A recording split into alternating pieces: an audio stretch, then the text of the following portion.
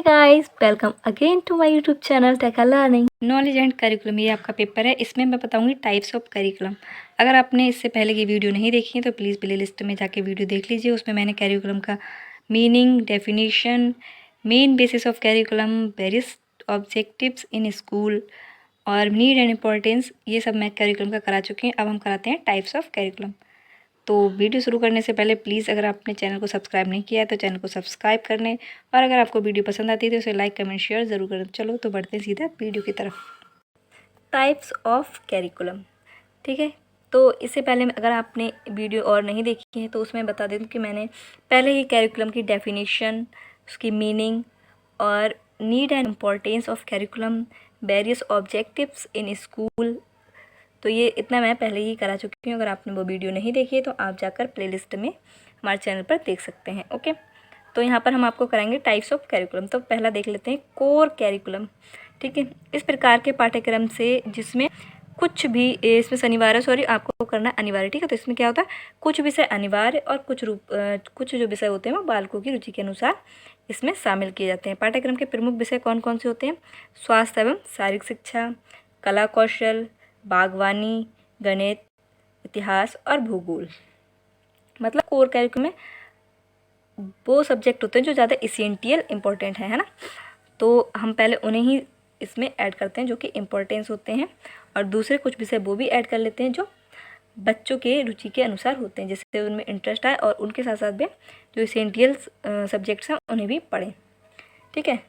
और ये बहुत ज़्यादा कोर कैरिकुलम आपको इम्पोर्टेंट है। इसके कुछ महत्व भी मैं आपको यहाँ पर बता देती हूँ। इसमें क्या होता है कि इसमें अनेक विषय की क्या कहती है, नॉलेज प्रदान की जाती है ना। ये इसकी एक इम्पोर्टेंस हो गया। और सब्जेक्ट क्या होते हैं, एक दूसरे से पृथक नहीं पढ़ाए जाते हैं, बल्कि अनेक विषयों को कोर प्रोग्राम के अनुसार एक साथ पढ़ाए जाते हैं ताकि उन्हें इंटरेस्ट आए। इस पाठ्यक्रम में सीखने के अनुसार जो अनुभव होते हैं, लर्निंग एक्सपीरियंस होते हैं, उन्हें कार्य क्षेत्र की इकाइयों के आधार पर संगठित करके रखते हैं, मतलब उन्हें यूनिट्स में रखते हैं। उक्त अनुभवों को प्राप्त करके प्रत्येक छात्र राष्ट्र का एक अच्छा नागरिक बनने का अवसर प्राप्त करता है। नेक्स्ट आपका यह है, पाठ्यक्रम बाल केंद्रित होता है। मतलब क्या है, इसको बालकों के रुचि के अनुसार, क्योंकि इसमें सब्जेक्ट रखते हैं इसलिए क्या हो गया, चाइल्ड सेंटर्ड हो गया। इसका संगठन बालकों की व्यक्तिगत योग्यताओं एवं क्षमताओं को ध्यान में रखकर किया जाता है। इस पाठ्यक्रम के अंतर्गत किसी भी विषय के शिक्षक के लिए समय निश्चित नहीं होता है ना। आप एक समय में क्योंकि आप नहीं पढ़ा सकते हैं उतना सब, तो इसलिए समय इसमें निश्चित नहीं होता है। पाठ्यक्रम में शिक्षकों को शिक्षण विधियों के चयन की स्वतंत्रता होती है कि वो जिस मेथड से चाहे पढ़ा सकते हैं, बस बच्चों को समझ में आना चाहिए। बालकों को विभिन्न क्रियाओं द्वारा वर्तमान तथा भावी समस्याओं का समाधान करने के जो है प्रशिक्षण प्राप्त किया जाता है। यह पाठ्यक्रम ज्ञान के विभिन्न क्षेत्रों में सहसंबंध स्थापित करता है। यह पाठ्यक्रम ज्ञान का जो यूज़ है वो कैसे करता है, लाभकारी परिस्थितियों में करने का बल देता है, ठीक है। तो ये इसके आपके क्या हो गए, ये सब आपके हो गए इसके महत्व। इसके आगे हम देख लेते हैं नंबर 2, एक्टिविटी सेंटर्ड कैरिकुलम, कार्यों का आधारित पाठ्यक्रम। तो इसमें क्या होता है, इस प्रकार के पाठ्यक्रम बाल केंद्रित होते हैं और इसमें बालक की प्रेरणा, योग्यता, उनकी रुचियों एवं आवश्यकताओं को मानदंड माना जाता है। मतलब क्या है, एक्टिविटी में क्या होता है, मेन तो ये है कि उसमें अधिक से अधिक एक्टिविटी कराई जाती हैं, ठीक है।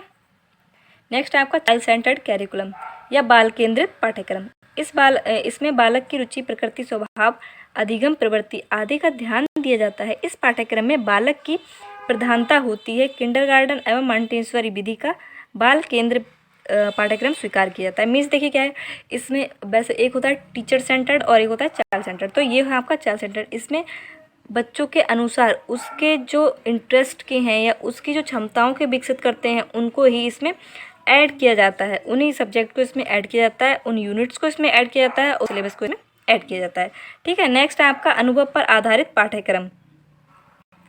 अनुभव पर आधारित पाठ्यक्रम कौन सा होता है? पाठ्यक्रम वह सीखने वाले के अनुभवों को महत्व प्रदान करता है। पाठ्यक्रम का नियोजन अच्छे अनुभवों को प्रदान करने के आधार पर किया जाता है। मतलब ये है कि उसमें अनुभवों के आधार पर हम सीखते हैं, मतलब चाहे दूसरों के अनुभव से चाहे अपने अनुभव से हम उसमें सीखते रहते हैं। पाठ्यक्रम का नियोजन अच्छे अनुभवों को प्रदान करने के लिए आधार पर किया जाता है, ताकि उन्हें बच्चों को अच्छे अनुभव प्राप्त हों, इसलिए उन्हें ऐसे पाठ्यक्रम को लिया जाता है। जैसे कि दार्शनिक की थ्योरीज होती हैं, उन्हें ऐड किया जाता है ताकि बच्चे उनके अनुभवों को, उनकी दूरदर्शिता को समझें और उनसे अनुभव प्राप्त कर सकें। ठीक है, नेक्स्ट आपका क्राफ्ट सेंटर्ड करिकुलम। ये इस तरह से होता है जैसे महात्मा गांधी की शिक्षा थी बुनियादी शिक्षा। ठीक है, इसका याद रखना, बुनियादी शिक्षा किसकी थी? महात्मा गांधी की। तो उन्होंने क्या है, उसमें ये था कि आपको किसी एक शिल्पकारी में आपको पारंगत करना था, जिससे क्या है आप अपनी रोजी रोटी भी कर सकें, मतलब आपका फ्यूचर थोड़ा सिक्योर हो जाए, आप कोई भी ऐसा काम कर सकें जिससे आप अपना जीवन यापन कर सकें। जैसे कि इसमें करा सकते हैं इंजीनियरिंग करना या टीचर बनना, ये आ सकता है, या फिर आपको कोई शिल्पकारी सिखाना, जैसे इसमें है। पाठ्यक्रम व्यावहारिक होता है ना, सिर्फ सभी विषयों को केंद्र होता है इसमें। कृषि, कताई, बुनाई, काष्ठकर्म या चर्म कर्म के साथ अन्य विषयों में अध्ययन भी किया जाता है। मतलब इसके विषय कौन से होते हैं? कृषि, अगर आप कृषि करना सीख गए तब भी हम अपना जीवन यापन कर सकते हैं। कताई बुनाई ये सीख गए। काष्ठकर्म मतलब जो लकड़ी का काम करते हैं, या चर्म कर्म मतलब जो चमड़े का काम करते हैं। तो ये आप किसी एक में या किसी दो में, मतलब जिसमें भी आपको जितना भी इंटरेस्ट हो उस हिसाब से आपको किसी एक में आपको जो है महारत हासिल करा दी जाती है। तो वो चीज़ें आपको इसमें ऐड कर जाती हैं पाठ्यक्रम में। ठीक है, सब्जेक्ट सेंटर्ड कौन से होते हैं? इसमें विषयों का ही महत्व दी जाती है। कक्षा के इस तरह के अनुसार पाठ्यक्रम में विभिन्न विषयों की व्यवस्था की जाती है। अध्यापक एवं छात्र दोनों ही पाठ्यक्रम अनुसार कार्य करते हैं। मतलब कि ये है कि आपको एक सिलेबस दे दिया जाता है और उसके अनुसार ही आपके जो विषय आपके क्लास में, कोर्स में ऐड किए गए हैं, आप वही पढ़ेंगे और टीचर भी आपको वही पढ़ा सकता है। ठीक है, नेक्स्ट है आपका एक्सपेरिमेंटल सेंटर्ड कैरिकुलम। इसमें क्या होता है, देखिए आपको एक्सपेरिमेंट करने की अथॉरिटी होती है। जैसे कि आपको कोई भी असाइनमेंट दिया है, ठीक है, आपको जैसे कोई असाइनमेंट दिया गया तो आप उसमें अपने एक्सपीरियंस लिख सकते हैं, जो भी आपने एक्सपेरिमेंट किया है, चाहे आपने कहीं से सर्च किया है, कुछ भी खोजा है, तो आप उस हिसाब से उसे लिख सकते हैं। या फिर कहीं आप अगर साइंस के स्टूडेंट हैं तब भी आपको बहुत सारी चीज़ें बताई जाती हैं जिसके आप खुद से एक्सपेरिमेंट करते हैं। ठीक है, नेक्स्ट है आपका इमर्जिंग कैरिकुलम। इसमें क्या होता है? लर्निंग बाय डूइंग, मतलब आप कैसे सीखेंगे? करके सीखेंगे। तो जो भी आप करते हैं उनसे जो अनुभव प्राप्त होते हैं, उनसे जो आप सीखते हैं, वो आपका इसमें आ जाता है इमर्जिंग कैरिकुलम में। ठीक है, नेक्स्ट आपका है प्रॉब्लम्स सेंटर्ड कैरिकुलम। इसमें क्या है, आप अपनी समस्याओं को कैसे समस्या समाधान करेंगे, उनका गुण का विकास होता है। ये गुण थोड़ा ठीक कर लेना है। गुण का विकास करेंगे, एक सेकेंड। ठीक है, तो क्या है, आप अपनी समस्याओं का समाधान कैसे करेंगे, कौन कौन सी समस्या आपको आ सकती हैं उसमें, है ना, उनको तर्क शक्ति आपकी बढ़ाएंगे और आपको निर्णय लेने की जो आपकी क्षमता है उसको बढ़ाएंगे। किसमें? प्रॉब्लम सेंटर्ड करिकुलम में। ठीक है, नेक्स्ट आपका है इंटरडिसिप्लिनरी करिकुलम। इसमें क्या है, ऐसा पाठ्यक्रम बनाया जाए जिससे बच्चा एक टॉपिक को अलग अलग पॉइंट ऑफ व्यू से देखे। ठीक है, जैसे रीडिंग क्लास में बच्चे क्या करते हैं, रीडिंग भी करते हैं, उसके साथ साथ जो सब्जेक्ट चल रहा है उसकी उन्हें जानकारी भी हो जाती है। ठीक है, जैसे एग्जाम्पल से हम समझ सकते हैं, जैसे एक टॉपिक है ज्योग्राफी का, मान लीजिए टॉपिक है, या फिर इंग्लिश का टॉपिक है टूरिज्म। ठीक है, मान लें इंग्लिश का है टॉपिक टूरिज्म, तो इसमें क्या है, आप क्या करेंगे, इसके इतिहास के बारे में जानेंगे। जैसे टूरिज्म की बात चल रही तो ताजमहल या कोई और सी बिल्डिंग इसमें ऐड कर दी गई, तो उसके आप हिस्ट्री के बारे में जानते हैं कि भाई किसने बनाया, कैसे बनाया, है ना। इसके इकोनॉमिक्स के बारे में जानेंगे कि इसका राजस्व कितना है। इसकी ज्योग्राफी जानेंगे कि इसका भौतिक कहाँ कहाँ से कितनी इसकी लंबाई चौड़ाई में बना है, इसके आगे पीछे क्या है, नदियाँ हैं, नदी है ना, यमुना नदी है। तो ये सब हमको किससे पता चल जाता है? इसके थ्रू पता चल जाता है ना, इस टॉपिक के थ्रू, टूरिज्म में, है ना। उसकी भौगोलिक स्थिति को हम किससे जान जाएंगे? तो ये सब किस में जाता है? इसमें होता है इंटरडिसिप्लिनरी कैरिकुलम में। ठीक है, एक और ले लेते हैं एथेनॉल का, एथेनॉल। ठीक है, इसमें क्या है कि क्या क्या केमिकल होते हैं, किस तरह से ये बनाया जाता है।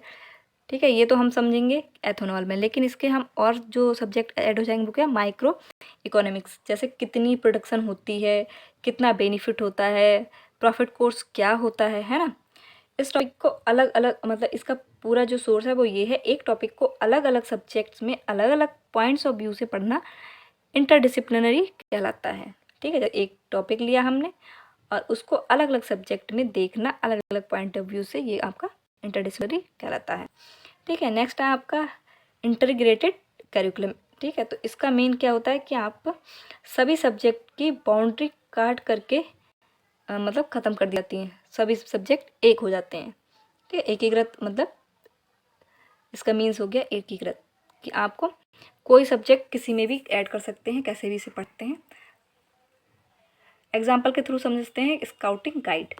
तो स्काउटिंग गाइड में क्या होता है कि अलग अलग एक्टिविटी कराई जाती हैं, बहुत सारे बच्चे होते हैं, ग्रुप डिवाइड कर दिए जाते हैं कि हाँ आपको अलग अलग ग्रुप में रख दिया गया, फिर आपको क्या अलग अलग स्टेट दिए गए और उसमें एक्ट परफॉर्म करने को बोला गया। ठीक है, फिर क्या होता है, बच्चा उस राज्य की हिस्ट्री, उसकी भौगोलिक गणना, आर्थिक स्थिति का ब्यौरा इकट्ठा करता है तथा रीति रिवाज, खेल कूद उसमें क्या है, फिजिकल एक्टिविटी क्या है, उसमें कौन सा म्यूजिक फेमस है, कौन सी कुकिंग फेमस है, ये सब करते हैं और उसको सीखते हैं। तो एक एक्टिविटी में ज़्यादा से ज़्यादा सब्जेक्ट को इंक्लूड करना क्या कहलाता है, इंटीग्रेटेड कैरिकुलम कहलाता है।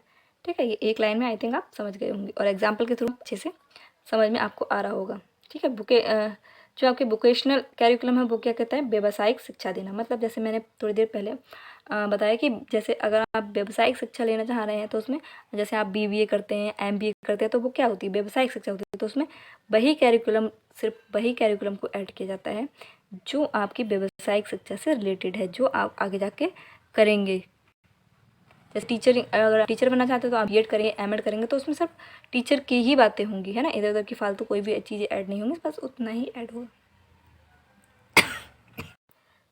नेक्स्ट आपका कोरिलेटेड सेंटर्ड कैरिकुलम, सह संबंध पाठ्यक्रम। इसमें क्या होता है, सभी विषय एक दूसरे से संबंधित होते हैं। जैसे इंग्लिश का सब्जेक्ट है, लेकिन उसमें जो भी टॉपिक दिए होंगे वो किसी न किसी से रिलेटेड होंगे, है ना। जैसे हमने उसमें मतलब एक टॉपिक है जो है ताजमहल या फिर कोई और है कुतुब मीनार, तो हमें पता चल जाता है उसकी हिस्ट्री, उसकी ज्योग्राफी, उसकी इकोनॉमिक क्या है, सब कुछ हम उसमें पता कर सकते हैं। तो ये क्या है, एक विषय जो है बहुत सारे सब्जेक्ट से संबंधित होता है, सह संबंध होता है, राइट।